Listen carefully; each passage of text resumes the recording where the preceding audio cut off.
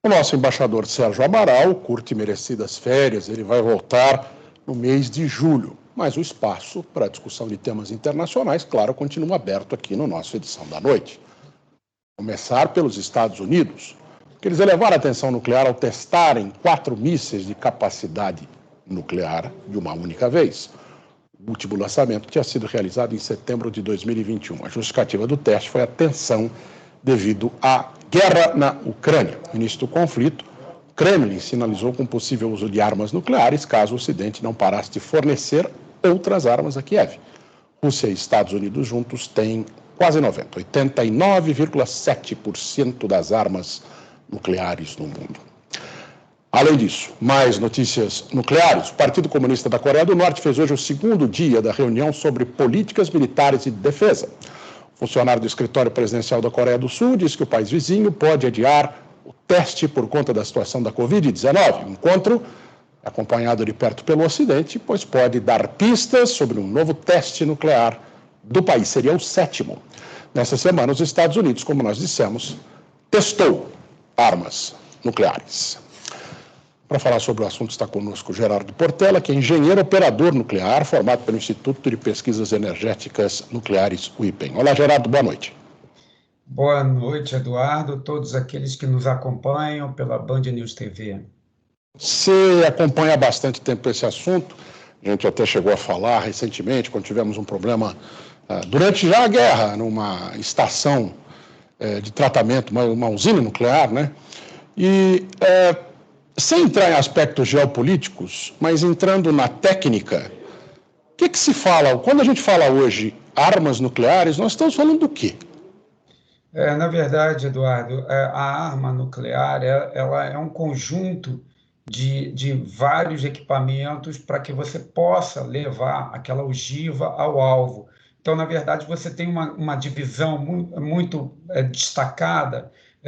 Quando se fala, por exemplo, no míssil, que foi o que foi testado nos Estados Unidos, é como se fosse o meio de transporte para levar as ogivas. Só que esse tipo de equipamento que foi testado hoje, ele tem uma capacidade enorme. Aquelas armas chamadas estratégicas, né, que são aquelas que podem levar até 8 ogivas, e cada uma dessas ogivas pode atingir vários pontos do alvo, né?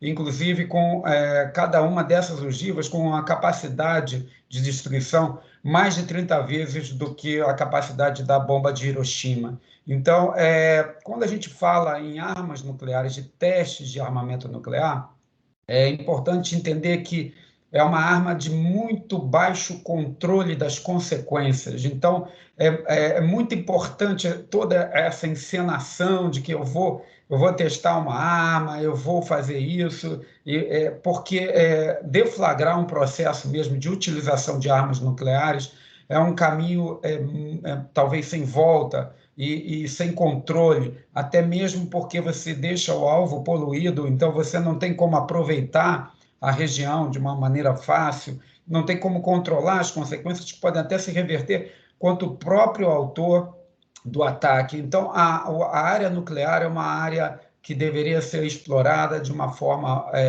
positiva, né, pela humanidade, mas infelizmente o armamento existe, então é preciso encenar, demonstrar forças, mas é quase como uma guerra artificial, porque a guerra real é praticamente insana, seria realmente até mesmo destrutiva para o próprio iniciante da guerra. Os militares e também os diplomatas falam em guerra de dissuasão, né? Eu tenho a arma para que você não use, caso você a tenha. Como você disse, é um teatro, mais do que necessariamente o apertar um botão. Se alguém apertar um botão hoje, é aquilo que a gente viu nos filmes, no nosso caso, em Hiroshima e Nagasaki, é uma bomba que cai e destrói uma cidade, uma parte de uma cidade, ou nós estamos falando de coisas, quando a gente fala arma tática, é pontual, mesmo que com um poder de destruição maior do que aquele? Na verdade, aquilo que a gente viu em Hiroshima e Nagasaki faz parte do passado, né? A gente sabe que vai ser uma grande explosão, mas o cenário de um ataque nuclear hoje seria completamente diferente, porque as armas são muito mais sofisticadas, mais precisas. As armas chamadas táticas são aquelas que são consideradas com o menor poder de destruição, então seriam engenheiradas, digamos assim, para causar uma destruição localizada, mas mesmo assim o controle da radioatividade, das consequências, até mesmo de iniciar um ataque nuclear, são muito baixos esses níveis de controle. Então, não convém mesmo fazer um ataque de arma tática, porque isso pode escalonar e inevitavelmente, acabar causando danos a próprio aquele que está iniciando a guerra. Então, a gente lembra lá, né, desde das provocações de criança, que às vezes as partes tentam se assustar mutuamente. Então, é exatamente isso, faz parte dos fatores humanos, né, do comportamento humano, essa tentativa de assustar, porque, na verdade, ambos têm medo do enfrentamento direto. Então, essas armas hoje, elas têm uma tentativa, existe engenharia no sentido de tentar torná-las menos poluentes, né? Mas ainda isso não é eficaz, então não há um controle das consequências como se pode imaginar em outros tipos de armamento. Então, não há interesse em nenhuma das partes deflagrar um processo de ataque mútuo desse sentido, e o que a gente vê é uma encenação tentando demonstrar o grau de disposição em iniciar o ataque. Infelizmente, se isso acontecer, será uma insanidade, porque todos sairão perdendo. Gerardo Portela, sempre um prazer tê-lo aqui, nos ajudando a entender esse assunto que para nós ainda claro, é assustador em qualquer circunstância quando se fala em destruição, em armas, mas especificamente a nuclear, porque nós nunca vimos. O que vimos foi no filme e, como você disse, é uma tecnologia muito diferente da atual. Muito obrigado, uma boa noite. Boa noite. Até a próxima. Líderes da União Europeia concordaram em... Muito obrigado, Gerardo.